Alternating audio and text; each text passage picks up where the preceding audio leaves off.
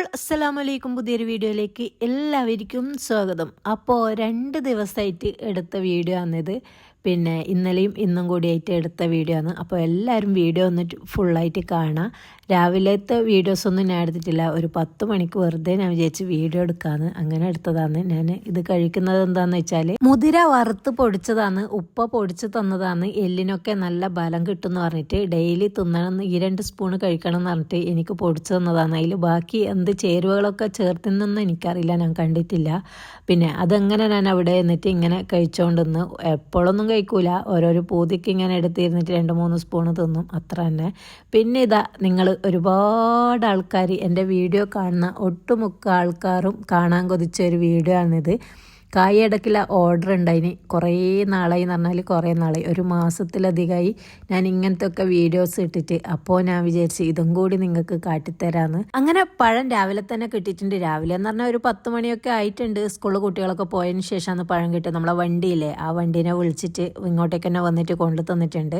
പിന്നെ അങ്ങനെ പഴമൊക്കെ പുഴുങ്ങാൻ വേണ്ടിയിട്ട് കുക്കറിലിട്ടിട്ടുണ്ട്. പിന്നെ വാങ്ങിയ പാടില്ല പഴമാകുമ്പോൾ എന്തായാലും കുക്കറിലിട്ടിട്ട് തന്നെ വേവിക്കേണ്ടി വരും, അല്ലെങ്കിൽ ഒരു വേവാത്ത പോലെ നല്ല കല്ല് പോലെ ഇരിക്കും. അതുകൊണ്ട് പിന്നെ അത് കുക്കറിലിട്ടിട്ട് അതൊന്ന് ഗ്രൈൻഡറിലൊക്കെ അരച്ചെടുത്തിട്ടുണ്ട്. പിന്നെ ഇതാ മുട്ടയൊക്കെ പൊട്ടിച്ച് വെച്ചിട്ടുണ്ട്, അതിലേക്ക് ഏലക്ക കുഞ്ചിട്ട് ഇട്ട് കൊടുത്തിട്ടുണ്ട്. പിന്നെ ഇതാ നല്ല പോലെ ഉള്ളിയൊക്കെ മൊരിഞ്ഞ് വരുമ്പം അതിലേക്ക് കിസ്മിസൊക്കെ ഇട്ടിട്ടുണ്ട്. അത് നല്ല പോലെ ഒന്ന് റെഡിയായി കിട്ടിയപ്പോൾ അതിലേക്ക് മുട്ടൻ്റെ മിക്സ് അങ്ങയിലേക്ക് ഒഴിച്ചു കൊടുത്തിട്ടുണ്ട്. ആവശ്യത്തിനുള്ള പഞ്ചസാരയും അങ്ങനെ എല്ലാം ചേർത്തിട്ട് ഇത് നമ്മുടെ മുട്ടൻ്റെ പണ്ടം റെഡിയാക്കി എടുത്തിട്ടുണ്ട്.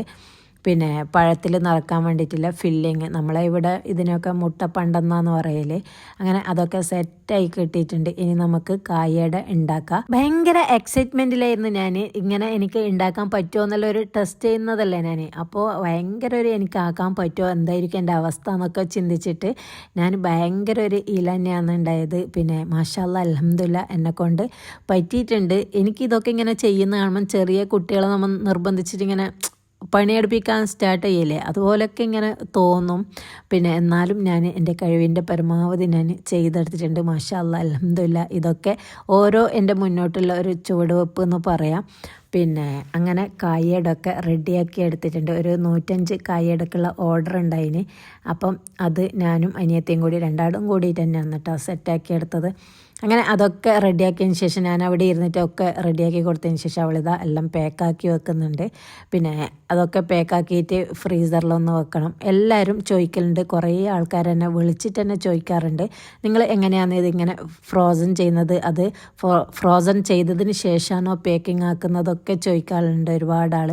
പക്ഷേ ഫ്രോസൺ ആക്കിയതിന് ശേഷം ഒന്നല്ല പാക്ക് ചെയ്യുന്നത്, ഫസ്റ്റ് പാക്ക് ചെയ്തതിന് ശേഷമാണ് ഇത് ഫ്രീസറിൽ വെച്ച് കൊടുക്കുന്നത്. സെറ്റായി കഴിഞ്ഞാൽ പിന്നെ ഒന്നും പേടിക്കാൻ. ഫ്രീസറിൽ വെക്കുമ്പോൾ ശ്രദ്ധിച്ചാൽ മതി, ഒരു 2 ലെയറൊക്കെ വെച്ച് കൊടുക്കുക. അത് കട്ട് ചെയ്തതിന് ശേഷം മാത്രമേ 3-4 ലെയറൊക്കെ വെക്കാൻ വേണ്ടി പാടുള്ളൂ. ഇല്ലെങ്കിൽ അടിയിലത്തെ സംഭവം അങ്ങ് പിന്നെ നാശമായി പോകും. അങ്ങനെ വെച്ചാൽ ഒന്ന് അമർന്നിട്ട് അതിൻ്റെ ഷേപ്പൊക്കെ ഒന്ന് മാറും. പിന്നെ അതൊക്കെ കഴിഞ്ഞതിന് ശേഷമാണ് ഞാൻ ചോറ് കഴിച്ചത്. രാവിലെ നാസ്തയൊന്നും കഴിച്ചിട്ടുണ്ടായിട്ടില്ല. ഞാൻ നാസ്ത എന്ന് പറയുമ്പോൾ ഒരുപാട് ആൾക്ക് സംശയമുണ്ട് അതെന്താണെന്ന്. ബ്രേക്ക്ഫാസ്റ്റിനാണ് നമ്മളിവിടെയൊക്കെ നാസ്ത എന്ന് അറിയില്ല കേട്ടോ. അതങ്ങനെ പറഞ്ഞ് അങ്ങനെ തന്നെ ശീലമായി. പിന്നെ ഇതാ ചോറും പരിപ്പ് കറിയും വെള്ളരിക്ക വറവുണ്ട്, ബീഫുണ്ട്, അച്ചാറുണ്ട്, വഴുതനങ്ങ പൊരിച്ചതുണ്ട്. അങ്ങനെ എല്ലാം കൂട്ടിയിട്ട് ഞാൻ ചോറ് കഴിക്കുകയാണ് ചെയ്തത്. എണീച്ച് നടക്കാൻ തുടങ്ങിയാൽ പിന്നെ കറക്റ്റൊന്നും ഫുഡ് കഴിക്കില്ല, അതാണ് എൻ്റെ സ്വഭാവം. അങ്ങനെ ചോറ് കഴിക്കലൊക്കെ കഴിഞ്ഞിട്ട് പിന്നെ ഞാൻ വീഡിയോസൊന്നും എടുത്തിട്ടില്ല. പിന്നെ രാത്രി ഇതാ അനിയത്തി പറഞ്ഞു പാൽക്കപ്പ ഉണ്ടാക്കാമെന്ന് പറഞ്ഞിട്ട് അങ്ങനെ തേങ്ങ പാലൊക്കെ റെഡിയാക്കി എടുക്കുകയെന്ന്. അതിന് കപ്പയൊക്കെ വേവാൻ വേണ്ടിയിട്ട് കുക്കറിൽ വേവിച്ചിട്ടുണ്ട്. പിന്നെ ഇത് അതൊന്ന് തുറന്ന് നോക്കുമ്പോൾ നല്ല പോലെ വെന്ത് കിട്ടിയിട്ടുണ്ട്. പിന്നെ അതിതാ അതിൽ വെള്ളമൊക്കെ ഊറ്റി കളയുന്നുണ്ട്. എല്ലാം കുറച്ച് കഷ്ടപ്പെട്ടിട്ടാണ് കേട്ടോ ചെയ്യുന്നത്, ഇടത് കൊണ്ട്. അങ്ങനെ നല്ല പോലെ സാധാ പോലെ കൂട്ടിയിട്ട് അങ്ങനെ ചെയ്യാനൊന്നും പറ്റുന്നില്ല, എന്നാലും എന്നെക്കൊണ്ട് കഴിയുന്ന പോലെ ചെയ്യുന്നുണ്ട്. പിന്നെ ഇതാ ഉപ്പാക്ക് പാൽക്കപ്പയൊന്നും വല്ലാണ്ടങ്ങ് ഇഷ്ടാവില്ല, അതുകൊണ്ട് ഞാൻ ഉപ്പാക്ക് വേണ്ടിയിട്ട് കപ്പ പുഴുങ്ങിയത് ഇങ്ങനെ വേറെ തന്നെ എടുത്ത് വെക്കുകയെന്ന്. അതിലൊന്നും കൂട്ടിയൊന്നും വേണ്ട, ജസ്റ്റ് അങ്ങനെ ആക്കി കൊടുത്താൽ തന്നെ ഉപ്പാക്ക് നല്ല ഇഷ്ടം അങ്ങനെയാണ്. പിന്നെ ഇതാ അത് നമ്മുടെ കപ്പയൊക്കെ നല്ല പോലെ ഉടച്ചെടുത്തിട്ടുണ്ട്. ഗ്യാസിൽ വെച്ചിട്ട് മറ്റേ കൈ കൊണ്ട് അങ്ങനെ കൂട്ടിയിട്ട് ചെയ്യാൻ പറ്റാത്തതുകൊണ്ട് ഇവിടെ നിന്ന് തന്നെ ഞാൻ ഉടച്ചെടുത്തിട്ട് അതിൽ രണ്ടാം പാലാണ് ഒഴിച്ചു കൊടുത്തത്. ഒന്നാം പാൽ അവിടെ ഉണ്ട് അത്ര. പിന്നെ അത് കാച്ചാൻ വേണ്ടിയിട്ട് ഉള്ളി മുറിച്ചെടുക്കുന്നുണ്ട്. ചെറിയ ഉള്ളിയാണ് വേണ്ടത്, പക്ഷേ ചെറിയ ഉള്ളി ഉരിയാനൊക്കെ എനിക്ക് മടിയായതുകൊണ്ട് പിന്നെ ഞാൻ വലിയ ഉള്ളി തന്നെ വേഗം മുറിച്ചെടുത്തിട്ടുണ്ട്. പിന്നെ ഗ്യാസിൽ വെച്ചിട്ട് അതൊക്കെ ഒന്ന് നല്ല പോലെ തിളച്ച് വന്നേരം പിന്നെ ഞാൻ ഒന്നാം പാലും കൂടി ഒഴിച്ചു കൊടുത്തിട്ടുണ്ട്. ആവശ്യത്തിനുള്ള ഉപ്പ് കൂടി ചേർത്ത് കൊടുത്തിട്ടുണ്ട്. പിന്നെ അത് കാച്ചാൻ വേണ്ടിയിട്ട് ഒരു പാൻ അടുപ്പത്ത് വെച്ച് അതിലേക്ക് പിന്നെ എണ്ണ ഒഴിച്ചു കൊടുത്ത് നമ്മുടെ ഉള്ളിയൊക്കെ മുറിച്ചിട്ട് കൊടുത്തിട്ടുണ്ട്. അപ്പോൾ നമ്മളെ കപ്പ തളയൊക്കെ വന്നിട്ട് സെറ്റായിട്ടുണ്ട്. പിന്നെ ഉള്ളി നല്ല പോലെ ഒന്ന് മുരിച്ചെടുത്തതിന് ശേഷം അതിലേക്ക് വറ്റൽ മുളക് കൂടി ചേർത്ത് കൊടുത്തിട്ടുണ്ട്. പിന്നെ നല്ലോണം കറിവേപ്പിലയും കൂടെ വേണമായിരുന്നു. അതൊന്നും പറിക്കാൻ പോകാനുള്ള ഒരു സാഹചര്യമല്ല എനിക്കുള്ളത്. പിന്നെ ആരോടും ഇങ്ങനെ പറഞ്ഞിട്ട് കാലുപിടിക്കാനൊന്നും എനിക്ക് കഴിയില്ല എന്ന് വിചാരിച്ചിട്ട് ഞാൻ കറിവേപ്പിലൊന്നും ഇട്ടിട്ടില്ല. പിന്നെ കാച്ചിയ പാത്രത്തിലേക്ക് തന്നെ കുറച്ച് ഒഴിച്ചിട്ട് അതിലേക്ക് പിന്നെ തിരിച്ച് അതുപോലെ തന്നെ ഇട്ട് കൊടുത്തിട്ട് നല്ല പോലെ ഒന്ന് ഇളക്കി മിക്സ് ആക്കിയതിന് ശേഷം നമ്മുടെ അടിപൊളി പാൽക്കപ്പ റെഡി ആയിട്ടുണ്ട്. അങ്ങനെ പാൽക്കപ്പയും റെഡിയാക്കി അതൊക്കെ ഒരു പാത്രത്തിലേക്ക് വിളമ്പിയിട്ട് രാത്രി അതും കഴിച്ചിട്ട് പിന്നെ അതിൻ്റെ കൂടെ ഞാൻ കുറച്ച് ബീഫ് കറി എടുത്തിട്ടുണ്ട്. പാൽക്കപ്പൊക്കെ എനിക്ക് കറിയൊന്നും വേണമെന്നൊന്നുമില്ല, എന്നാലും കുറച്ച് എടുത്തിട്ടുണ്ട്. അത് ഞാൻ കൂട്ടിയിട്ടൊന്നും ഉണ്ടായിട്ടില്ല. അങ്ങനെ വെറും പാൽക്കപ്പ തന്നെ തിന്ന് അങ്ങനെ അതൊക്കെ തിന്നിട്ട് കിടന്ന് ഉറങ്ങിയിട്ടുണ്ട്. പിന്നെ ഞാൻ ഇന്ന് രാവിലെയാണ് വീഡിയോ എടുത്തത്. രാവിലെ എന്ന് വെച്ചാൽ ഫുള്ള് വീഡിയോസൊന്നും ഞാൻ എടുത്തിട്ടുമില്ല. ഞാൻ പിന്നെ പണ്ട ഉണ്ടാക്കിയിട്ടുണ്ടായിന്. ഗ്യാസിൻ്റെ മുകളിൽ നിന്ന് ഇങ്ങനെ ഇളക്കിക്കൊണ്ടിരിക്കുകയെന്ന്. പിന്നെ കുറച്ചധികം തന്നെ തേങ്ങനെ കൊണ്ട് പണ്ട ഉണ്ടാക്കിയിട്ടുണ്ട്. അത് വെറുതെ ഇലയുടെ ഇടണമെങ്കിൽ ഇലയുടെ ഇടുക, എന്തെങ്കിലും അവലുവാണെങ്കിൽ അവൽ കുഴച്ചൊന്ന അങ്ങനെയൊക്കെ വിചാരിച്ചിട്ട് രാത്രിയത്തെ പാൽക്കപ്പ ബാക്കിയുണ്ട്. നാസ്തയൊക്കെ കഴിക്കണം അത്ര കേട്ടോ. ഒരു 10:30 മണിയായിട്ടുണ്ട്. അപ്പോഴാണ് ഞാൻ വിചാരിച്ച് പാൽക്കപ്പ തിന്നണ്ട, പിന്നെ കുറച്ച് അവലും പണ്ടവും തിന്നാന്ന് വിചാരിച്ചിട്ട്. നിങ്ങളുടെ നാട്ടിലൊക്കെ ഇതുപോലെ അവലും പണ്ടും കഴിക്കാറുണ്ടോ എന്ന് പറയണം. തേങ്ങയും വെല്ലമൊക്കെ ചേർത്തിട്ടുണ്ടാക്കുന്നതാണ് നമ്മളിവിടെ പണ്ടെന്ന് പറയുന്നത്.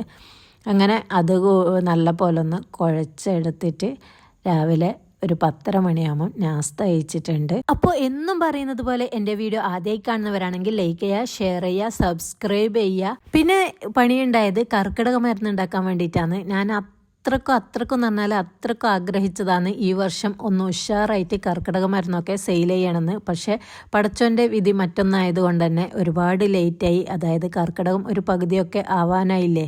അപ്പോഴാണ് ഇപ്പം കുറച്ചൊരു റാഹത്തില്ലതുകൊണ്ട് പിന്നെ ഒരുപാട് ആൾക്കാർ മരുന്നിന് ചോദിക്കുന്നുണ്ട്. നമ്മുടെ അടുത്തുനിന്ന് തന്നെ ഒരുപാട് ആൾക്കാർ മരുന്ന് വാങ്ങാറുണ്ട്, കർക്കിടക മരുന്ന്. അപ്പോൾ അവരൊക്കെ ചോദിക്കുന്നത് കൊണ്ട് ഉണ്ടാക്കാമെന്ന് വിചാരിച്ചിട്ടാണ് അങ്ങനെ മരുന്നൊക്കെ വാങ്ങിയിട്ട് റെഡിയാക്കാൻ വേണ്ടിയിട്ട് തുടങ്ങിയിട്ടുണ്ട്.